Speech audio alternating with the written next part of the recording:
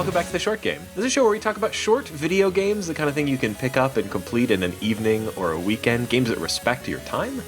I'm your host, Reagan Kelly, and I am joined by three other awesome hosts. I've got to my left, Laura Nash. How are you doing, Laura? I'm doing spectacular. And across the country from me, Nate Heininger. How are you doing, Nate? I'm doing well. Glad to be here. And my twin brother, Shane. How are you doing, Shane? Super cool. I know you are. But what am I? It's a weird twin thing. Well, we're extremely cool. Cooler than, folks who are not genetically identical to us. And this week we're talking about a game that has been on our list to talk about on this show for as long as this show has been a show. And it's been requested specifically by numerous listeners, which is, exciting because we, for a while, had no way of doing this game due to hardware limitations. We're doing Journey, the game from That Game Company that came out in March 2012 on the PlayStation 3 and has been, as of 2015, re-released, late 2015, I think, re-released on the PlayStation 4. I've been wanting to do this episode for a while, but for a good long while there, I was the only person with a PlayStation 3. But now we all have PS4s, and the game was re-released on the PS4, so here we have it. I'm pretty excited. I remember playing it back on the PS3 when I had one, and it was one of my favorite games of that year. I think it was my number 2 game of that year, right after Dishonored. That was a good year, 2012. There were a lot of really interesting games that year. Mass Effect 3 came out that year, Borderlands 2. It was a different gaming landscape then, though. Like, those games, they all have a certain thing in common, They're all these sort of big budget, sort of long. Many of them have a big online component. These are games that were very of their time and place. That was what 2012 was all about. Yeah, around this time, for people on the PlayStation, I think the indie gaming scene wasn't that big. It was starting to get there with Xbox Live Arcade. And they had, I think the previous year, they had Limbo come out, which I think, I would say it's on a similar artistic level as this game. But it was something special when it came out, and I think it still is. And having replayed it, I think it's an amazing game. Yeah, Nate and I played it for the first time this week, and I know that I've wanted to play this because every time someone mentioned video games as art, which is not a conversation that any of us are really interested. Yes. Spoiler, we don't have a podcast if we don't think it's art. This is one of the games that everyone pointed to. And I really felt pretty ignorant going into this because I heard the name Journey a lot. Mostly in games that we had covered previously. They're like, oh, this reminds me of Journey. This makes me think of Journey. Obviously the Monument Valley connection. Another game I thought about was Brothers: A Tale of Two Sons. But I had no knowledge really of what this game was like, what it was about. So I went in relatively, fresh, blind to the experience, and it was fantastic. This game is beautiful. And I can't think of a game that has a there's definitely games that have similar tones, but I don't think I've played another game that felt like this game. No, I came in completely blind too, and I think other than people saying it was artistic, that's pretty much, and then it was short. That's all anyone had ever told me about it. Yeah. So I knew it was going to be a short experience that would make me feel things, and that's about it.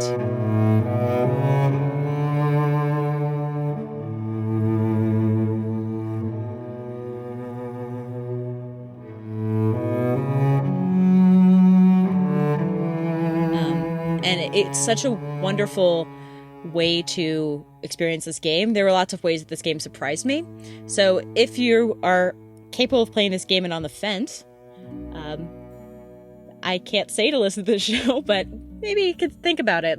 Think about just trying this game blind. It's a nice experience. Yeah, I think the sort of statute of limitations on spoilers is kind of up by this point. This is a game that came out in 2012, and if you're still holding out and you haven't had I wouldn't say there's a lot of things that are real true spoilers about this game, but there are some things that you'll see in some reviews that other people would consider not exactly spoilers necessarily, but something that really makes a wonderful surprise if you're coming at this game without a lot of knowledge of how it works. So if you have zero experience of this game and you can get your hands on a PlayStation 3 or PlayStation 4, we won't resent it if you come back later and listen to this. But I'd say that for most of our listeners, this game having been out for so many years, if you could have already played this game, you probably already have. So we're not going to worry too much about spoilers on this episode. I'm not going to put in a spoiler break sound effect. You can just consider basically now-ish as sort of the dividing line. We're going to start talking about the structure of the game, the story such as it is, and other things that would make wonderful surprises if you haven't experienced the game. And if that doesn't bother you to hear those sorts of things, or if you've already played it, thanks for sticking with us. If you want, maybe go check out the game, and it really takes just about 2 hours. Is that about what you guys took, I think? Yeah, I think so. I know I played it in 2 sessions, but it was 2 really quick. It felt even shorter than I was expecting it to be, which isn't a knock on it. It has a very climactic, and it's about to end when it ends. But it was 2 hours at the most, I think. Yeah, depends on how much you just kind of like beeline through everything. I guess you could probably finish this game really, really quickly if you wanted, or you could probably just never finish this game if you wanted to just keep wandering around. Great as a sitting on a hill and meditating simulator. So yeah. Well, you say that, but actually the sort of meditative aspect of this game was the thing that I thought was the best about it. Having played, and it was what I was expecting going in. When I remember the very first time I played it, I had one of the first things I got on my PlayStation 3 was Flow, which was from the same company, That Game Company. Has anybody else here played Flow? I have not. No. Oh, no, wait. No, now that you mention it, I think that I did, but I only played it once at your place. So I didn't get a whole, it's not something I really remember very vividly.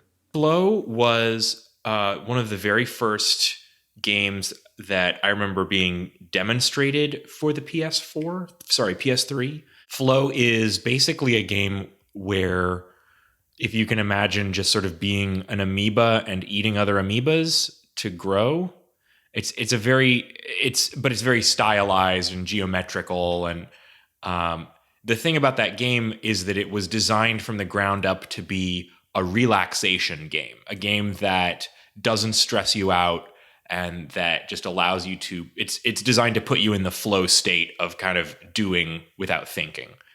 And it achieves a sort of a kind of a magical feel, of just sort of being in the zone, or at least it did for me at the time. I've gone back to it and played it again, and I'm not quite sure exactly if it holds up or not. But having seen that game, going in now into this game, when I played it, I was already bowled over just by the style of the game, because the look and stuff in Flow is very, very simple. But this game has a very clear aesthetic. And something that came up in a video I've watched by the lead game designer was that there was a conscious effort for this game to convey emotions that aren't really covered by the other games. We mentioned Mass Effect 3, Borderlands 2, Dishonored, that there's a lot of shooters, a lot of combat-based games, a lot of action, and that he consciously wanted to cover different emotions, meditation. He wanted to cover, religion, awe, wonder. Snowstorms. And there was a great quote I wrote down. It's healthy for a gamer to play all kinds of games. And he did research and kind of looked where there was a gap and said, aha, this is where I want to do a game. And I think we play a lot of now short games in this vein, Undertale, there's lots of non-violent games and alternative games out there, but this is one of the first, I'm not building a shooter. You are going to wonder, and it's about a very different emotional toolkit. There certainly have been, even before this, other games that kind of went for a sort of different emotional tone than, your McShooty Man type games. But this game in particular, it so focuses on that, almost to the exclusion of everything else. So it really is focusing all its energy on its emotional story, its emotional journey. And to do that, he really spent a lot, I'm talking about Jenova Chen. The video that Laura was mentioning earlier is great, and I'll put a link in the show notes. He did sort of, I guess it was like a GDC talk or something like that in 2013. DICE, yeah. Yeah, thank you. And it's a really great one because he really goes over some of the game design philosophies behind the game. If you're interested in that side of it, check that video out. We'll definitely have a link. But you really see how this company, or at least this designer, really starts from the very start, thinking about what is the emotional angle or the sort of key feeling he wants to evoke, and everything about the game is in service of that. So like with flow, as you mentioned, Shane, like it was all just about giving you this sort of flow state. And I'm sure everything about the design of that game was carefully tuned to do that. Same thing here. And it's about this emotional connection with your partner, with other people. And it's about this emotional feeling of awe and generating that sort of moment of catharsis that you have towards the end of a sort of traditional 3-act story structure. That sort of feeling of, that emotional moment towards the end of a story where you suddenly have a moment of catharsis. Reach the top of the mountain. Exactly, yeah. So to speak. Yeah. Nate, since we both played it recently, I'm curious how you felt when you started this game. And kind of from the start menu, the kind of first... Well, you just kind of just get dropped in with your character, whatever it may be, armless, dress-wearing, floaty man. Or woman. Or woman, yeah, floaty man in like the, floaty, non-gender... genderless thing. Scarf being. Yeah, scarf being. And it's great because you don't know what you're doing, but it's also kind of surprising because you don't know what you're doing. You have no heads-up display. I did my standard, new video game, I'm going to press every button and figure out what those buttons do.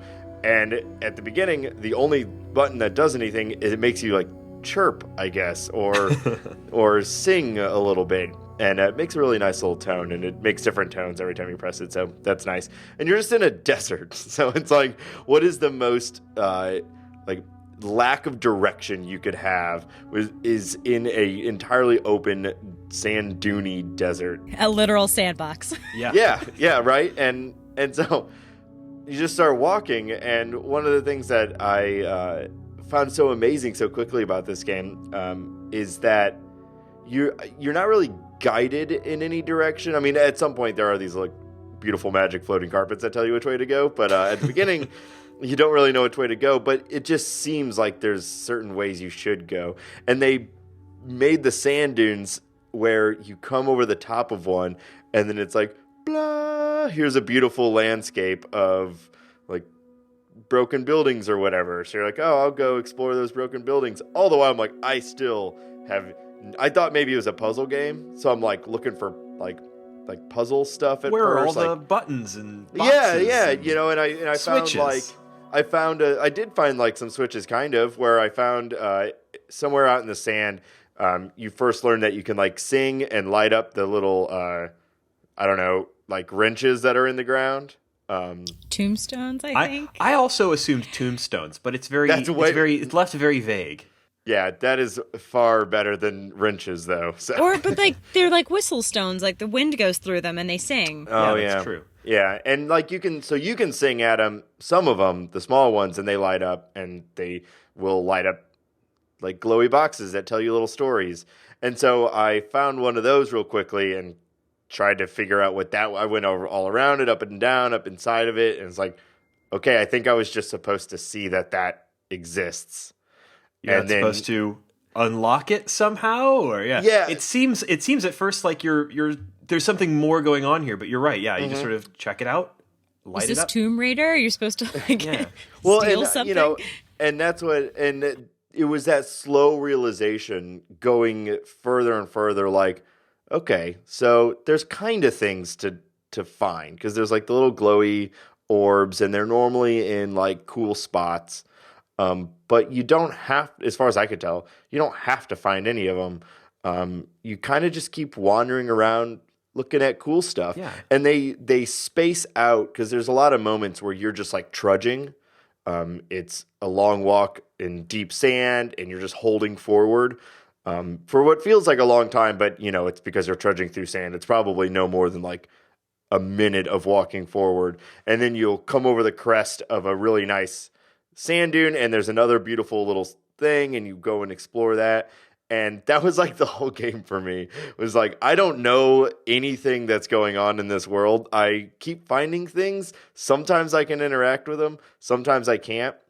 But it's beautiful, and I'm having a great time. Something that you mentioned, Nate, that like about how the game kind of very gently guides you without giving you sort of signposts or anything. I think a big part of that is that you kind of instinctively understand from the very beginning of the game that this is a game about ascent. It's about climbing. From the very first moment of the game, your only option is to climb a sand dune. And what do you see when you get to the top of a sand dune? You see a mountain towering in front of you. And the mountain has a giant light at the top. And so I think right at that Yeah. moment. That's where I'm going. yeah, right at that moment, that's the end of the game. I can see it from here. And throughout basically the entire rest of the game, almost all of the game, you're climbing. And those parts where you're not climbing, you're sort of sliding, like you're in control when you're climbing. Climbing is like the key to the game. You know that I have to ascend. And even the parts where you're going downhill, you know that it's just in order to get to someplace else where I can climb again. So I think that it's that and a bunch of other little, very subtle, very careful things the game does. Just really, it never leaves you feeling lost. Yeah. It never leaves you feeling like, well, I guess I don't know what to do next. I can't believe how good the camera was on this game, because the camera had opinions on where you should go. If you stopped moving, the camera would turn and tilt and show you kind of a different angle on the world, something you hadn't explored. And it never actually took control away from the player. I mean, how many times have you been at a cutscene where your player suddenly, you move forward and the player's doing something on its own? You could still move right and left. You still could actually interact. The camera kept prodding me along and telling me that there was something cool up ahead, but it never made me go there.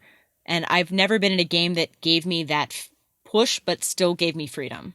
Yeah, and the camera also just has opinions on like, this will look real nice right now. This will be pretty. Yeah. Because there's We a couple should see and times, when you're like, I remember one of the times early on when you're sliding, and it starts out standard. The camera's behind you as you're sliding, and you're sliding forward, and you actually don't have a whole lot of control at this moment. And the camera just kind of pans to the side, and you see your character sliding down purely on from the side, and it's like a beautiful sunset. And then as you're nearing the end of the slide, the camera shifts slowly back to be right behind you to give you control again and know which way you're going. And that was really cool too. One thing that I thought about that real quick is like the subtle guidance. The only other game that I can think of that executed it as well as this, and it's different, but we talked a lot about that in Gone Home. How you go into this room, the beautiful thing about Gone Home is that you could walk in and actually finish the game in like 6 minutes. But I remember when we talked about it for the show, the three of us had all essentially taken the same path to completion, but there is no guidance other than just like what you feel is the right way to go, what you think is like game, what's the standard way a game would handle it. So I thought, obviously they're totally different games, but still like very well thought out about letting the player do what they want while still actually going in the right direction. Minimalist to the video game in many ways. They take away everything that could distract you. And you can play this game on a Nintendo controller pretty much. Other than you need 3-dimensional control. It's just like 2 buttons and a joystick. And there's buzzing, there's haptic feedback. So, Sure. As you're walking and trudging, if you're like really, in a deep snow or sand, it's going to slow you down and give you different feels in your hands, so it feels more immersive. But it's, there's not An N64 controller with a rumble pack would work. Exactly. Nate, you mentioned the camera sort of taking the time to show you the beauty of the world, but we didn't really talk yet about the actual art style or art direction of this game, which I think is maybe the one of the most successful things about it. One of the reasons that it's still such a sort of an indelible image. And I'd say like if Sony was picking a mascot today, the Journey being would probably be it. It's influenced by Arabic and a little bit of Nepalese design. It's very, as I said, minimalist. There's lots of It's a design based on triangles. I've played a lot of games based on circles and squares. I know this is a little bit of a stretch, but it is a design based on triangles. Your robe is triangular, the mountain's triangular. Like it's guiding you to a summit through the entire art style. That's a good point. That's a cool way to think about it too. It's more of a painterly style than of a realistic style, which is what's one thing that's really nice. It holds up. You know, they didn't try to do anything that was like cutting edge graphics. They tried to make things that just look nice.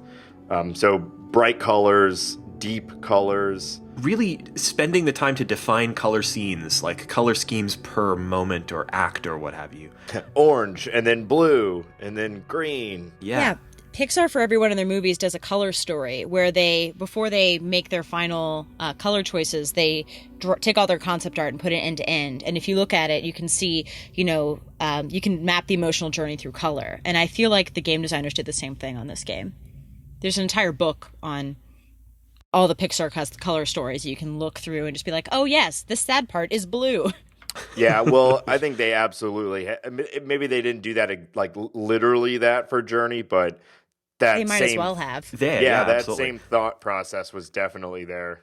And there's certain things that are more realistic than others, like the character models are these sort of very elegant, gorgeous looking mysteries. You know, you don't really know what's under that robe. I don't mean that in a lewd way. You just don't know what this character is supposed to look like. You can't even see its upper limbs if it has them. It's just this very minimalistic mystery of a being, and you can project yourself onto it no matter who or what you are, because it's this little enigma.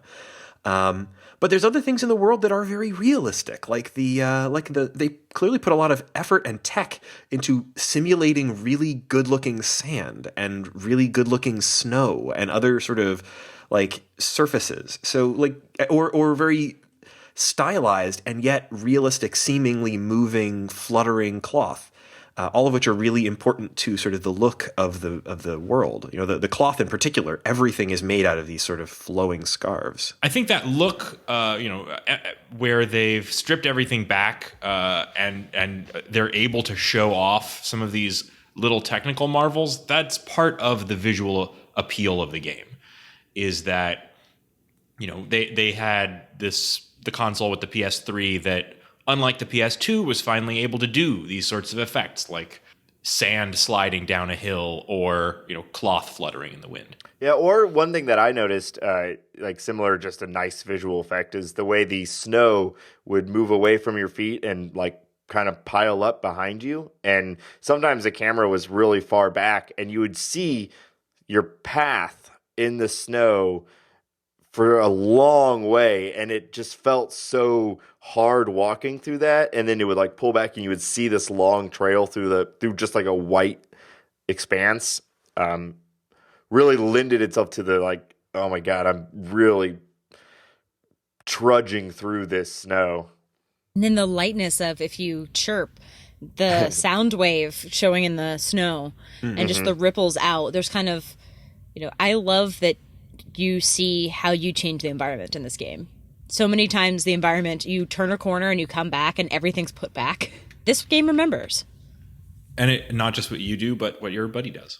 Yeah, speaking of which, so I can't believe that we've gotten almost 25 minutes into recording about Journey and haven't talked about its incredible use of multiplayer, which may still be the very most unique thing about the game. And this is something that I think some people regard as a spoiler. We already talked about our sort of spoiler thoughts on this game. But I guess if you were hanging on and, you know, you really want to last out, we're going to talk about what I think some people consider a spoiler for the game.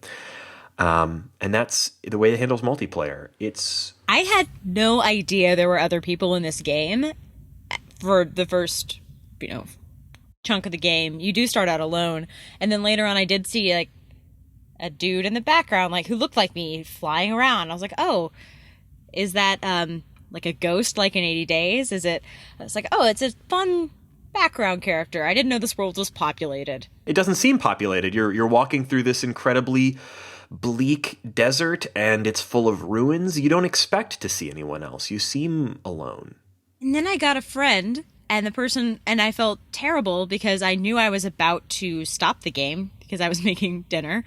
And I was very afraid I was going to abandon this stranger that seemed, I was like, I assumed they gave me a friend for a reason, and I immediately felt guilt for abandoning a friend after about a minute and a half. They're gonna need each other. But I was already thinking about it. I was like, oh, they gave me a friend. Uh-oh, I'm gonna be a bad friend who's gonna abandon for my mac and cheese in about 6 minutes. Hey, a true friend would know if it's mac and cheese, it's okay. That's true. You can't chirp out in chirp code that it's time to go heat up the mac and cheese. And one of our listeners actually said that they wanted to keep with the friend so badly that they waited for like 10 minutes meditating in the sand while the person had wandered off. Yeah. Yeah, actually, did you immediately catch on to the fact that these were other people? Or did that sort of realization dawn on you later? I know that for some folks, that's sort of an immediate realization, but you don't get any of the typical I'm playing an online game cues. You know, there's not a matchmaking system. There's no lobby. There's no username above everybody's heads. There's no microphone, voice chat. It's all very sort of abstracted. It's cool. I wonder how they do it too, because I could see, because I only ever saw one person. Apparently I saw 4. But I only ever, because it says it at the end of the game, how many people you ran into.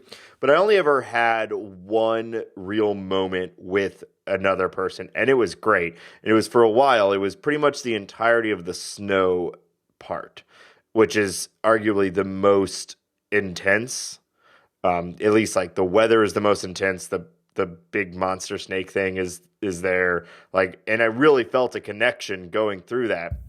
But that was the only time I actually had anybody. We actually, spoilers, when your character either dies or passes out, we both pass out on top of each other, which was adorable. And then I assume that it cuts into another, I never saw anyone again. For all I know, actually, the player I played with didn't get revived and actually just died right there.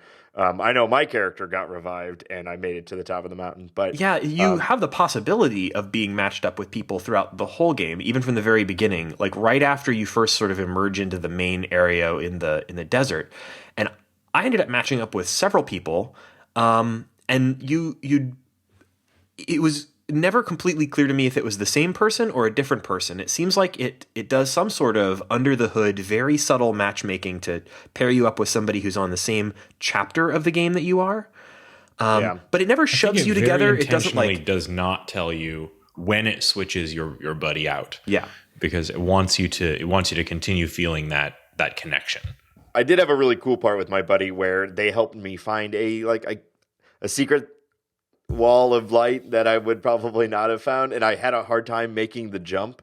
They're actually you would use this little thing to spit out ribbons or scarves or whatever, and then you would jump and absorb the scarves to jump yourself even further up into this little top area where you could look at a light wall. And Great technical wording. That's what you get when there's no names or dialogue in the game. The light wall. It was a scarf things. cannon. Yeah. It was a scarf cannon to look at a light wall.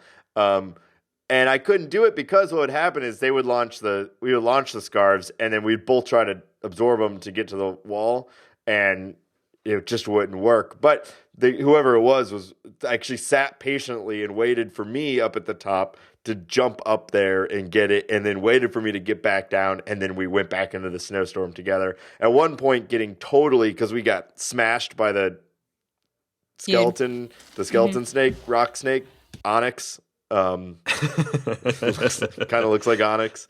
In the video with Jenova yeah. Chen, he calls it a stone serpent. Okay, so yeah, onyx.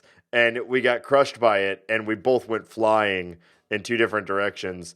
And it was really dramatic, though, because the visibility is really low. And that's just spinning in circles trying to find my friend. And then out of the snow, I see the little glimpse of him. And I'm we're trying to run to each other and just both start chirping a ton. It was awesome. And that is such a unique thing for this game to do. Whoever came up with that idea for this game deserves an award. Yeah. I mean, I had a really helpful friend who clearly was an expert in the game. I mean, he had twice as long of a scarf as I did, and towards the end, and they were really guiding me towards good stuff and being patient. And speaking to explain the scarf thing just briefly, because we didn't really mention that. Had a longer scarf. Your scarf is sort of a representation of how many of the little glowing symbols you've managed to collect, and it also kind of is where you store your energy. So you have to sort of pick this up all. It's like Alto's Adventure. Actually, yeah. Now that you mention it, very much is. It really is. But yeah, your scarf is sort of a visual representation of like how much power you have in the game. Although your power is really just about how much freedom of movement you have. It's kind of just symbolizing. It's your wings, really. Yeah, so I had this super powered friend, and the whole way up the summit, we kind of heart warmed each other, so we were kept warm. Justin, my boyfriend, when he played it, apparently he did the summit alone, and it was just he was just sadly frozen to death the whole way, and felt so sad and lonely. And when I was watching, he must have taken twice as long, at least. It did. He goes super slow because the person, I guess took off without him, or was separated from his friend, and he just went the whole way up alone. I had a friend, and we got all the way to kind of the ribbon to get out of the summit, and he got cocky because he was a good player, and then he fell off the ribbon bridge all the way to the bottom. And I remember looking for him. I was like, "Where is he? Is he in a ledge underneath? Oh no, he's back at the beginning." And I would have felt like a terrible person had I stayed and just been like, "Oh, going to the ending." So I flew back off and found my friend. I was like, "We're gonna go back." I got a trophy for it. Oh, really? That's so great. They're like, if someone falls off and you go all the way back, was you that get a literally trophy. What was the accomplishment called, and what was the wording of it on the PlayStation? Do you know? If you guys will wait a second, I will look it up. I got some odd trophies as well. I had a moment where I just sort of sat and looked around for a while, mainly because I was going to get something to eat. But if you just sit and chill for a while, you get a trophy called Reflection. If you and your buddy sit down together and just sort of zen out for a minute. And another moment that I had that I think was really interesting was in the tower where I was doing the climbing. My buddy, you watch for those people that have that really long scarf, because I knew that buddy was changing a few times. So at that point, my buddy had just an epic scarf. The longest scarf I've ever seen. Did you get one of the folks with the white robes? This person I don't think had a white robe. No, this person had the standard robe. My second time playing through, I ended up matched up with, I think, super expert. They call them elders in the wiki. How do you become an elder? You just have to complete the game and do it a bunch of times or something like that. You get all of the trophies, and then you can do an extra thing. You get everything in the game, and then you can do something. Yeah. My trophy was called Crossing, and it was reach the summit with a companion and return to the beginning. Okay. So it was literally like you fell off the summit. I didn't know you could fall off the summit. That sucks. Yeah, it did suck. Yeah, like the one I was trying to say earlier was a sort of an Easter egg that the player I was following kind of went back and backtracked down inside of this tower, and down in there was the little kind of amoeba creature from Flow. Oh, so that was pretty cool. I got that one too, and the achievement was called something like Ancestor or Predecessor or something like that.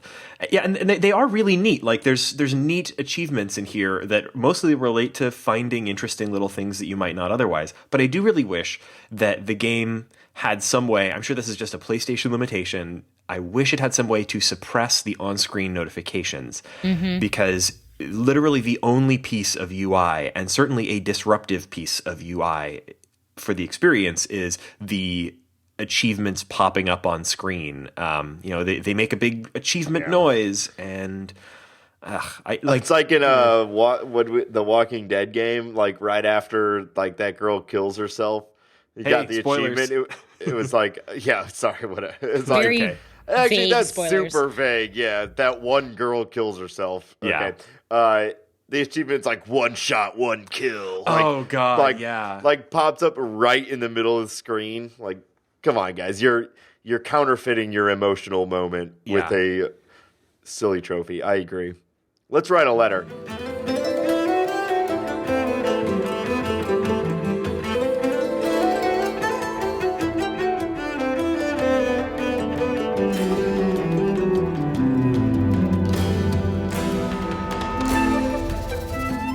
I do enjoy that there seems to be a culture of experts in the game coming to shepherd newbies through, because I know that I definitely was...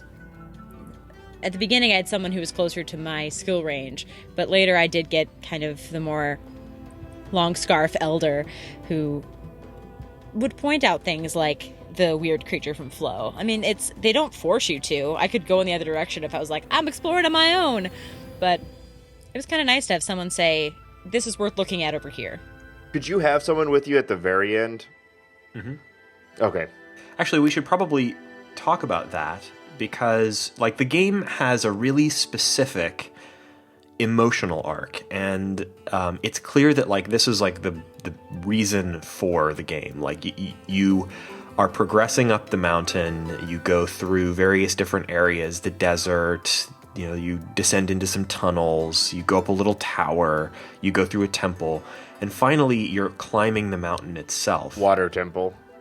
Yeah, kind of. It is. Kind of. It's a water temple, you're right. It's actually a temple where you're controlling the levels of the water. Just I love that it doesn't actually ever tell you you're in water, but you're suddenly kind of swimming and there's like anemone carpets. It's so cool. Absolutely. Like, I didn't realize I was underwater. I just thought, why can I float differently in here? And then suddenly you get to the top and you're like, oh, I was underwater that whole time. Like, it was a really neat little aha moment at that point. But it's all sort of building to your climb up the mountain. And, you know, in a very typical 3-act story structure, this is that sort of low before the ultimate high that kind of brings out that cathartic ending. And you're struggling up that mountain, hopefully with a partner, because if not, you'll freeze. And if Poor you Justin. It really does a wonderful job of, I think, trying really hard to make you make a connection with this other person who's also playing the game by, for example, not having collision detection between your two characters, so it's impossible for them to intentionally or accidentally bump you off of a platform. They, instead of possibly bumping into people being a problem, they make bumping into people be actually a way of adding to your light. Like, you can recharge each other and you can warm each other when you're in the freezing mountain. Like, so huddling together is actually, like, it's important to the mechanics, and it also builds this sort of emotional connection. You feel that you're relying on this person, even if they're not necessarily pointing out all the cool, you know, achievements to you as you go. And then when you finally reach a part of the mountain that is so frozen, so desolate, that there's just no way up, and your two characters, if there are two of them, end up collapsing in the cold. And that's the ultimate low. And actually, something that I thought was really neat about this was, like, that's like the emotional low of the game. And it's also, like, the most restricted you are in terms of your movement. You know, your ability to fly or hop is completely frozen out of you at this point. You can barely even chirp. Like, you're frozen to death, and your characters collapse on the mountain. Don't worry, big versions of you are here to save you. Yeah, the giant white dudes. Like, I don't know what they are. I assume they're elders. I assume they're, like, you know, the spirits. Yeah. And I see this as sort of a progression into the afterlife. So I kind of see that as the moment of death. I think it's kind of debatable. Oh, you think they actually died? I thought it was a revival, but I do. And actually, I think that there was some clear hinting by Jenova Chen in that GDC, or I'm sorry, DICE, or whatever, the 2013 video that Laura was mentioning. I think it's pretty clearly implied that this is at least sort of allegorical for a journey through life and into death. But then that moment following the collapse is this explosion of activity. You're suddenly able to fly. Color and there's no limits on your movement. You're no waterfalls. Yeah, like it's an explosion of joy, of color, and of movement and freedom. It's the most freedom of movement you have in the entire game. And so that burst from the lowest low to the highest high, it's an enormous catharsis, because it's a huge change in terms of the movement ability in the game. It's the emotional difference. It's suddenly this emotional connection that you've built with your partner is paying off suddenly in this enormous success or joy. like that moment is what makes this game. I mean, you just went through the saddest part where you know, all the other carpets, your carpet friends who've been helping you the whole way through, you come across little frozen carpets and you can chirp and wake them up, and then they kind of go a little bit, then they freeze to death again, and try as you will, you cannot, nothing is going to survive that summit, which made me very sad. I know, that's so sad. They're so friendly. They're I was so just friendly. having flashbacks to Aladdin over and over and over and over.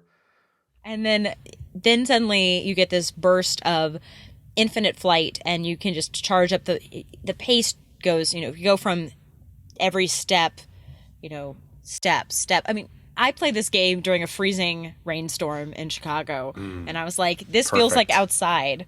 And then suddenly to go from that to the sunlit, utopian paradise. It's like at the end of the Narnia book where they're literally charging up a waterfall into heaven. Like that book is terrible, but running up the waterfall is a really hot take. Well, the last battle in Narnia is, I don't want to get into it. It's a terrible book. But that's actually the only book I've literally chucked across the room. Listeners, write to Laura. Don't write to the short game. Welcome back to the short game. Chronicles of Narnia sucks. No, one book Laura. in the Chronicles of Narnia sucks. It's the one with the talking monkey. But yeah, you can charge up the waterfall, and it's just such a wonderful, euphoric moment. You suddenly feel like everything was worth it. Yeah, and you have complete control. Like something that they said in that same video, which we keep going back to, is that initially that sequence in the game was sort of on rails. You were flying, but it was this on rails. You weren't really in control. Just essentially a cutscene where you could waggle the joystick to move around, and people hated it. And then when they revised it to give you freedom, like you can stop at that point. You can go land on anything. You can fly in any direction. That enormous freedom, and that freedom stays with you even to the very end, where you walk into the chasm in the mountain. Like you sort of walk into, I guess, your ultimate reward. And even right to the last moment, you're controlling your character. You are walking into that you're making that choice. So I think that, it's just this enormous explosion of freedom and choice and just movement. It's just so great. I really have to share that moment with you guys because it went differently for me in this playthrough than it ever has before. So I've played this game a few times. I don't always make it to the end with a partner, but this time I did. And just as you're approaching the big glowing white, I guess, gateway at the top of the mountain, you have this sort of last moment where you and your buddy are, land together after this big free flowing flight, and you land in the snow and you just start walking towards the light there. And my buddy at that point stopped, and I stopped too because he had stopped. And I turned around and he walked in the snow and like drew a heart. What? In the snow. Yeah. Oh my God. I snapped a screenshot. I'll share it with you guys.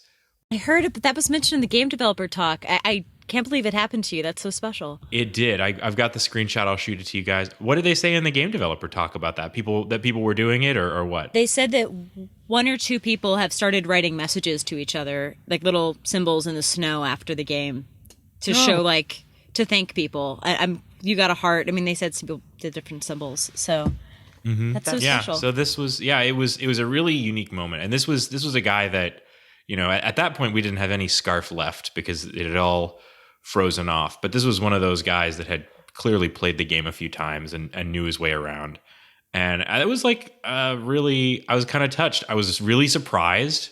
I was not expecting that at all. Like the communication in the game is limited so much that like having any kind of way to reach out to somebody and then just to have someone reach out to you in that way, it was such a delight. It was really magical.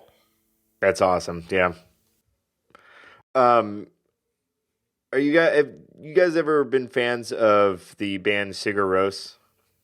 Yes. Has anyone ever heard of them? I know they're not very. Yeah.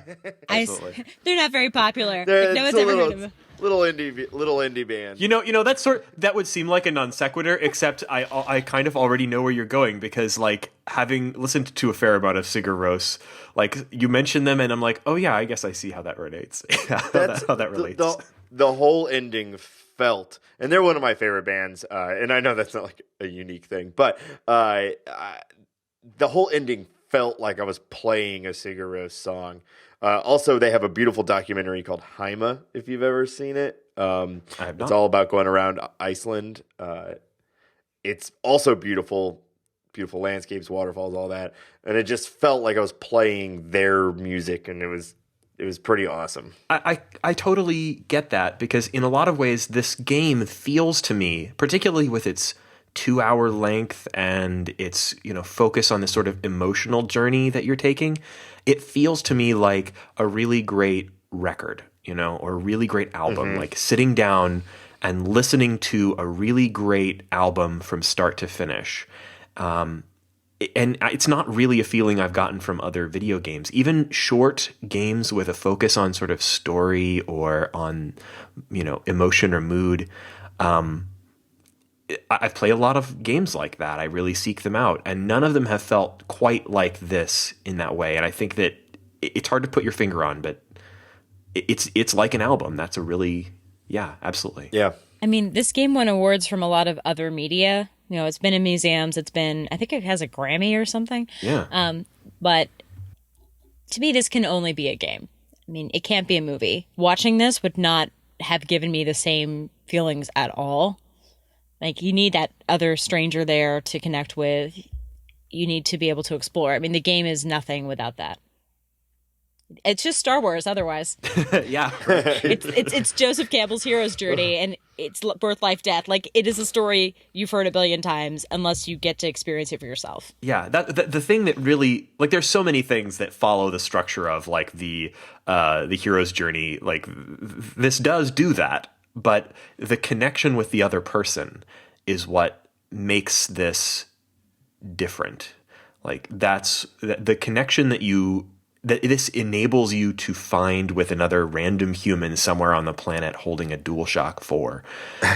Like, that's not something that I've never felt a connection with a stranger through a game in the same way that I felt one with this. Like, I felt connections with strangers in a way like, that guy just pulled off a weird trick, or, that guy just shot me in the face. Like, that's about it. Like, that's the connection you get with strangers over the internet. I actually do. I have to cut in. I have had one other similar experience, and I just have to talk about this because it is in the game that you would never expect to have a beautiful, anonymous experience with someone in a video game, and that was Grand Theft Auto 5. So this is going to sound crazy, but I was playing Grand Theft Auto 5, and I was playing online. This was kind of right after the game came out, so there were actually people like playing online and having fun. And I got in you'd kind of get in like shootouts with people, and when you die, you spawn pretty close, so it was pretty easy to just like have a never-ending kind of battle with someone.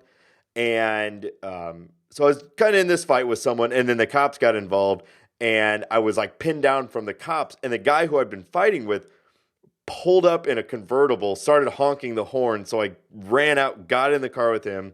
We drove away, and then he took me.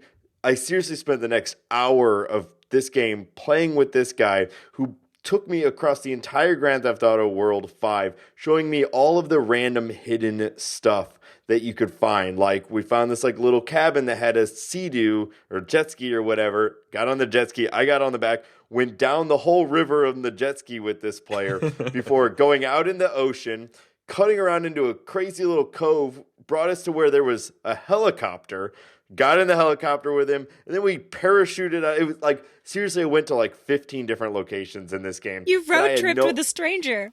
In Grand Theft Auto so 5. awesome. We went through so many different places that I had no idea existed. Cool little hidden places where there was like helicopters and airplanes and jet skis and like stuff that would be hard to find. And I spent like an hour at least doing this.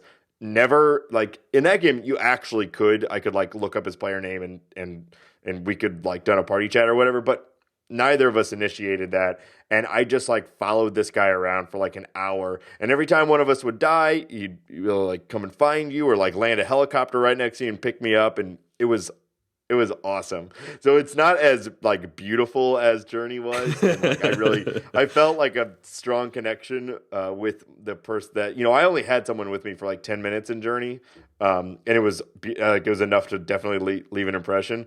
But this one time with this guy on GTA 5, I will never forget it because we never said anything to each other. And I mean, I was another Aladdin reference. He showed me the world as he was my magic carpet. That's actually kind of great. And I wish that more games had an option, were set up to kind of generate those kind of genuine feelings or genuine experiences with other people. The problem is other people. Like the problem is that most people are, and I don't think that people are bad. People are good people, but most people will do whatever provides the most feedback, whatever provides the most sort of instant momentary enjoyment in a game. And that's how games are built. Games are built for you to interact with people mostly through shooting or fighting or something else. They're not built for these sorts of human connections. And that's what Journey does. It's a machine built to cause this sort of human connection. And I feel for that, like carving everything out of the multiplayer so that all it is you can only have positive interactions with people, basically positive or no interactions. Because when I was designing for kids, we didn't want to do chat because dirty words, like it's just asking people to test a filter. Yeah. We didn't want to do canned chat because that's so lame. And we didn't, basically that's why you see a lot of GIFs. Like you can just give people gifts. Mm-hmm. You can give people hugs. You can help people only altruistic actions, which is a real nerfed way of existing. This game lets you don't have to help the other person, but the game's more fulfilling if you do. And it subtly, there was in a talk that Meg Janisek did about 80 Days, she said that you have to write the game so that the player does things that make the story better. And I think Journey definitely took everything out that would keep you from having a good time. You can't be a jerk in this game. It'd be really funny if once you got up to where that guy did the heart in the snow, it just like F you or something really something really like adult or gross, like right at the top. And it's like, oh, all right. Thank you for taking this journey with me, and here's a giant penis. Chimes like crazy while drawing a big wiener. That might bring down the beautiful. That would have been even better than the heart. Let's be honest. Sure, it'd be a different experience, but it might distract a bit from the hero's journey.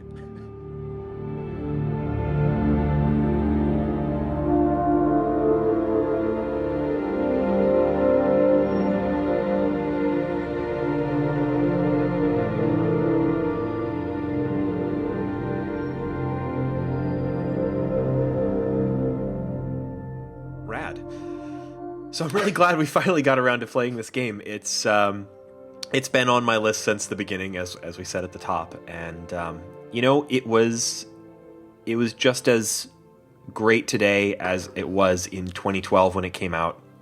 I'm really surprised to say that because some things don't age well. This has aged incredibly well. And so, next episode, we've got a kind of an interesting one planned. Duck games. Bird games. Yeah. So we're going to do a kind of a combo episode because we got a few games that we wanted to talk about that maybe don't need or really work out as a full episode. But we realized we had a few games on our list that all related to birds. Kind of. It's the winter. It sucks outside for some of us. Reagan on the West Coast is swimming in sunlight. But, it's a time to do silly games, and we happen to have 3 silly games about birds, so... Yep. So Kind of. Why not? So next week we're going One to of be them talking is about bread. It's not, Oh, are we doing that too? We- I think that the three that I know we're going to be talking about, this may change if we come up with some silly games, or maybe heck find another bird game to talk about. But we're going to be talking at least about Hatoful Boyfriend, which is out on Steam and also on PlayStation platforms. That's the bird themed dating simulator. If you missed it, And let's be honest, you probably did, because it's a bird-themed dating simulator. Would you like to date a pigeon? Yes. heck yeah, sure, why not? Heck yeah. I'll date a pigeon. Also, another bird game, Avian Attorney. Laura's going to be playing Aviary attorney. Aviary Attorney. Okay. You can date birds, you can defend them in court. Yep. What else can you do with birds? I guess kind of fight them. We're also going to be talking about Duck Game. You can shoot them with all kinds of ridiculous weapons. So the anti-journey. Should we get the guys from Duck Feed on this episode? Yeah, fill it out. Yeah. Well, it's going to be a thoroughly bird-themed episode. If you have any other bird-themed games that you think that we're missing and deserve a great mention, let us know. You can write to us at www.theshortgame.net. We got a feedback form there, or you can write info@theshortgame.net. You can also find our show on Twitter. We are @_shortgame. And we also love to get feedback in all forms, but probably the most valuable type in terms of helping people find out about the show is leaving us a review on iTunes. So if you go to no, it's not a website. Never mind. So if you load up that clunky old program and search for The Short Game, we would love it if you'd leave us a review. I've been your host, one of the 4 excellent hosts of this podcast, Reagan Kelly. I'm on Twitter @ReaganK, RayGanK. Laura, where can people find you? You can also find me on Twitter @LauraJNash. And Nate, where can people find you? @NateSTL. And of course, Nate actually has a second podcast called Talking About Birds. So this will be right It's a up crossover. your alley. Let's see if I can get Ben. We'll get Ben on this one. Yeah, you should. He'll come in and talk just about the St. Louis Cardinals, and we'll all be very confused. Yep. And Shane, where can people find you? You can find me at 8BitShane. And thank you so much for joining us on this episode of The Short Game.